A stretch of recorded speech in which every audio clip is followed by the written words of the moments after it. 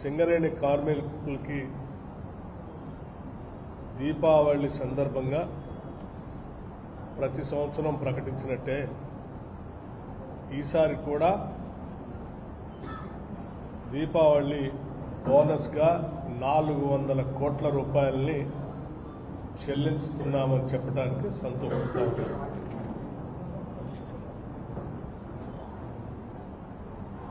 సింగరేణి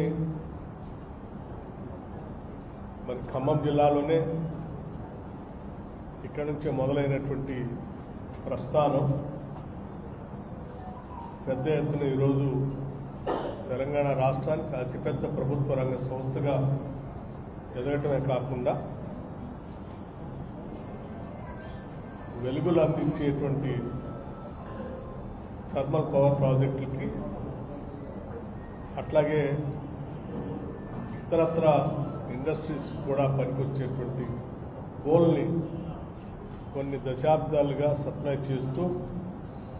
పేరు ప్రఖ్యాతులు కాల్చినటువంటి సింగరేణి ప్రభుత్వ రంగ సంస్థ